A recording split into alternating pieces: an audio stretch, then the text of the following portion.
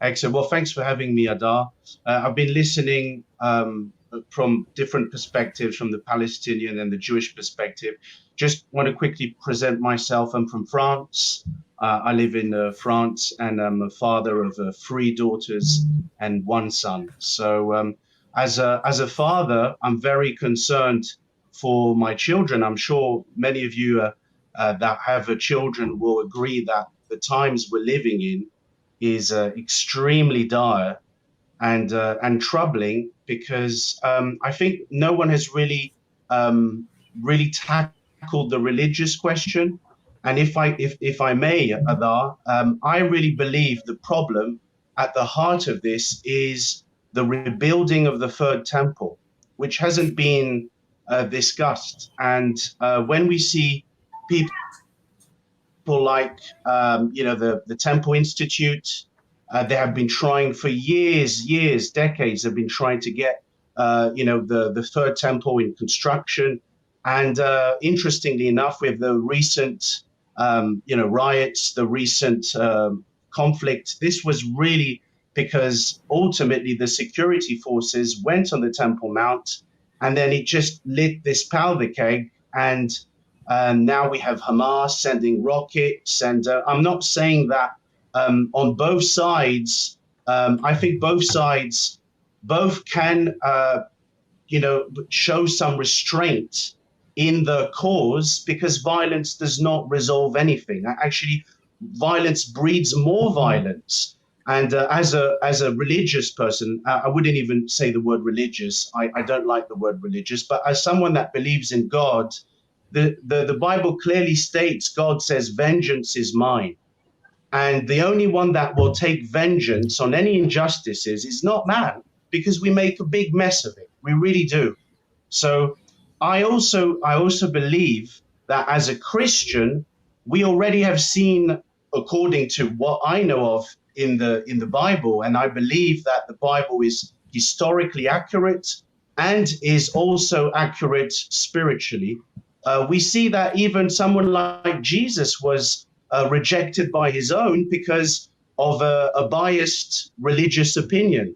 And we see that with the Pharisees. And I have, as far as I've researched, a lot of these extremist rabbis, these right-wing extremist Zionist rabbis, they're the ones that are provoking in order to get the mosque, the Al-Aqsa Mosque or the Dome of the Rock out of the way, and then they can rebuild that third temple. And if we're going to promote peace, if we're going to promote shalom, that is not the way we are going to. We're going to have peace with one's neighbor.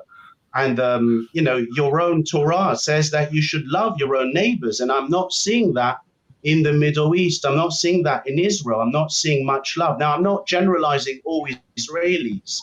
I'm just saying that the people teaching Jews, and the rabbis are the leaders of Israel. I'm not seeing this narrative where non-Jews get the same amount of respect as a Jew. I don't know if someone wants to jump in and maybe challenge some of the points that I've just laid out.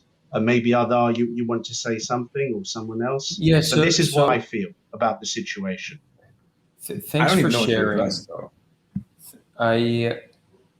I think that religion, because the majority of people living on the land are religious, I think religion can be a great unifying tool if applied correctly. We need to find our commonality through our shared religions. And I think that's something we can begin to do. The challenge with religion is that it's very much up for interpretation.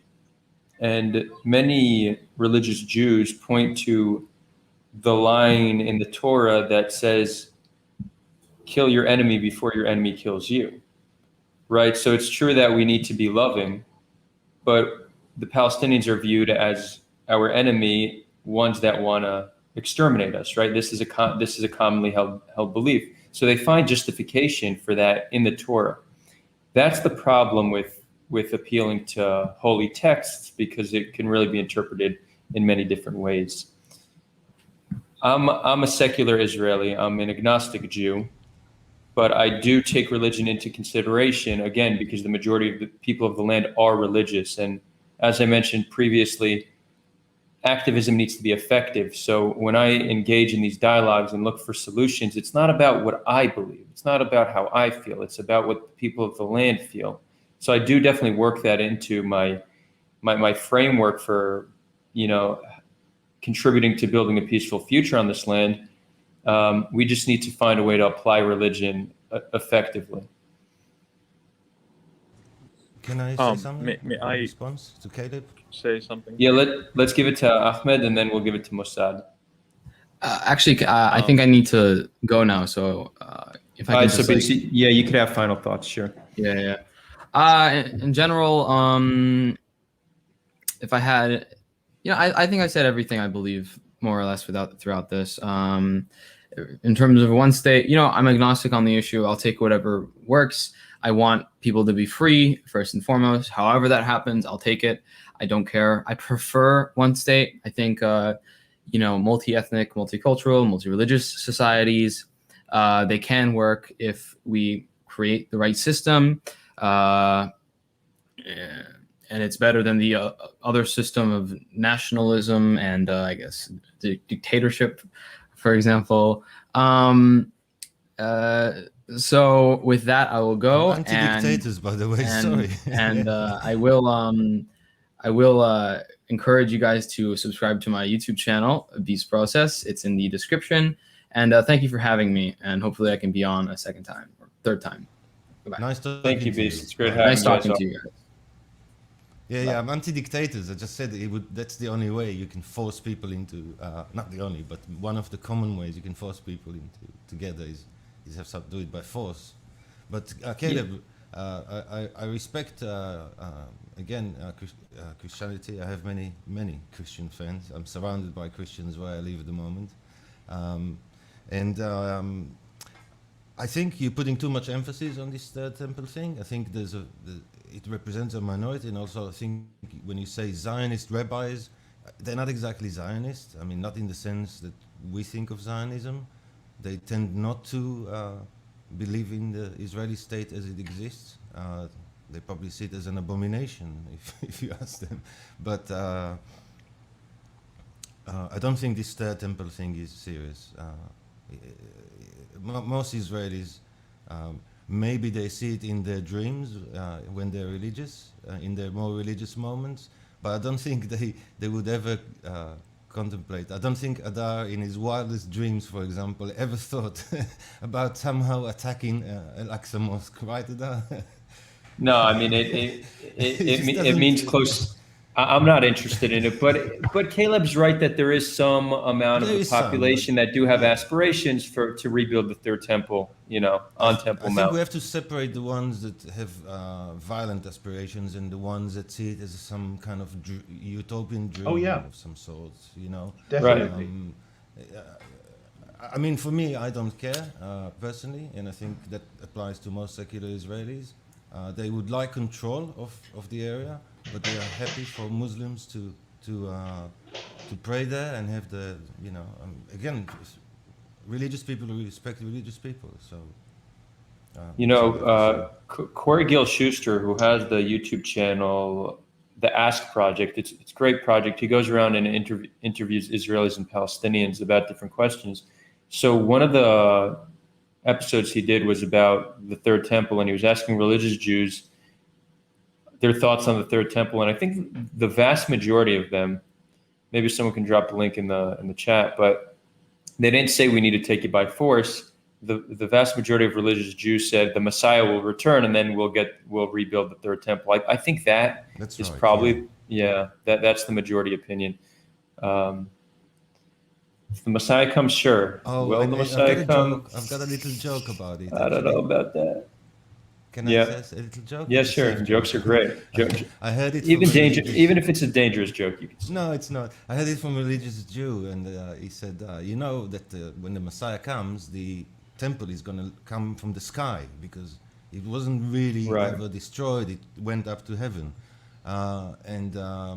and it's never going to happen like that because in Jerusalem you cannot move a rock without a permit, let alone a temple. If I can just add something, it's interesting because Jesus actually prophesied the destruction of the temple in 70 AD. He said not one stone would be left on top of another. And that's exactly what happened. And he also gave a picture of what it would look like in the final days before his return.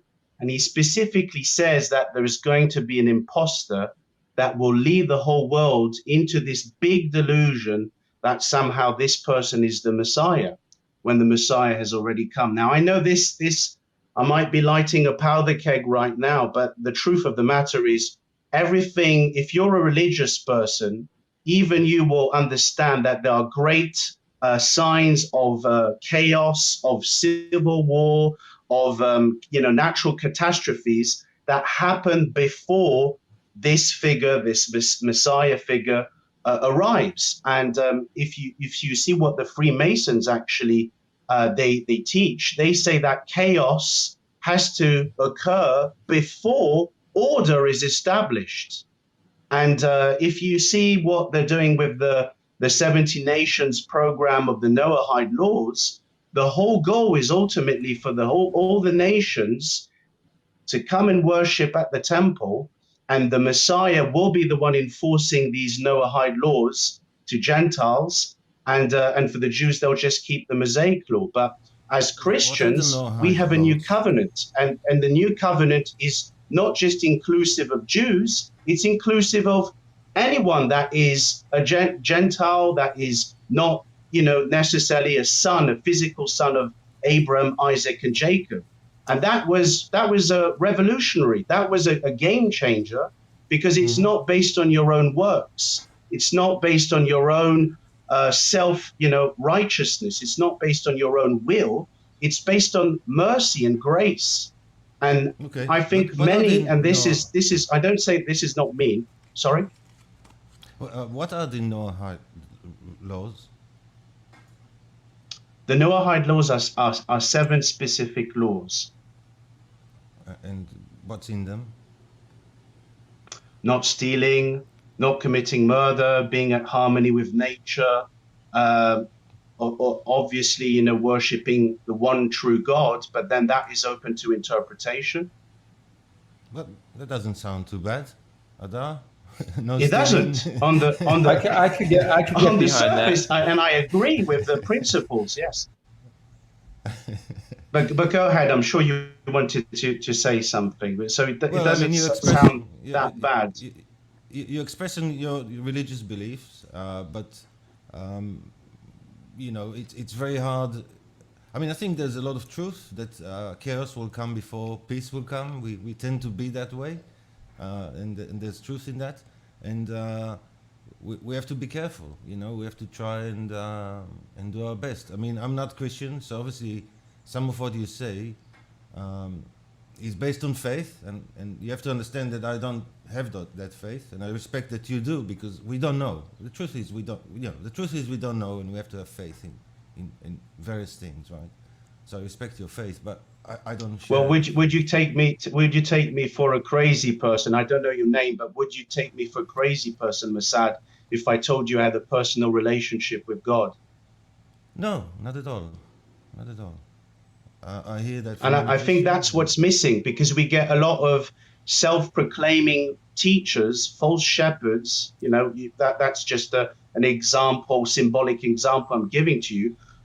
People that proclaim that they're experts in matters of spirituality, but they're actually big hypocrites. And we get it also in the Christian world.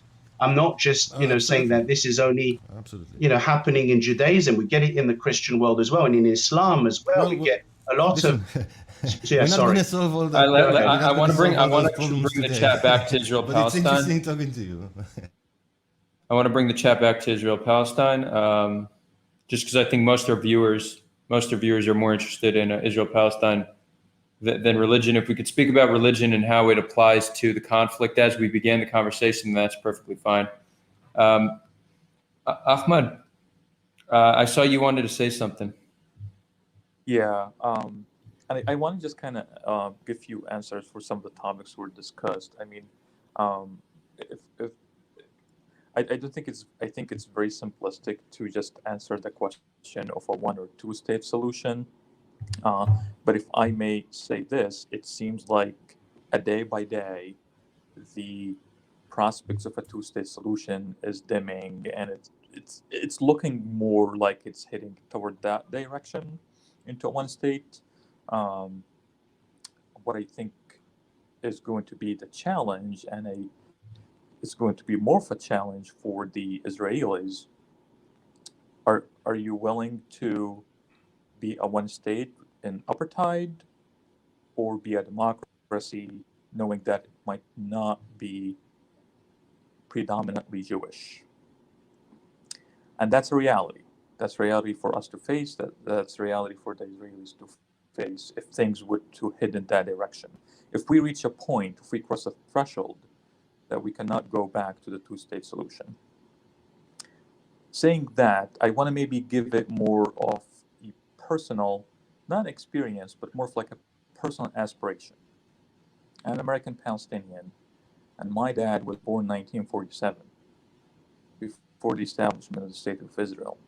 He was born in what is known now as Israel proper. He and his family were forced out of their village. Um, and now the rest of the family is refugees in Gaza Strip. So if anything, this is very personal, and I don't think in having these conversations you can separate the personal from this. Now, we're privileged that we were able to leave, and my dad to like help us and lead a very happy, productive life in the United States. Now, if I may ask this, my village is about 15 kilometers north of Gaza, which again, part of Israel proper. Is it my right to have the aspiration to go back, buy a piece of land in that village, build a house, maybe open a practice? I'm a physician, and I practice medicine there. If I might have to learn Hebrew, sure, it will only make me a better person to learn another language. How realistic is it that living with my Jewish counterparts to be their equal, the same way that I am equal to my fellow Americans? I think that's a question, and we're not, look, I don't pretend that any of us is a politician or we're by any means able to change the course of events. But I think that's maybe even, in my opinion, it's way bigger than religion, way bigger than Jerusalem or Al-Aqsa. It's way bigger than everything. It's the right of these displaced people to come back to their ancestral land, not denying the fact that Jews have this connection to the land. In other ways, I don't think that my return is mutually exclusive with the Jewish presence in the Holy Land. Um, I'm sure I'm gonna hear a lot of opinions about this, and I was like, okay, that means that if we allow all like 6 million Palestinians to come back, that means it's a no Jewish majority anymore. There's a lot of questions to be answered here.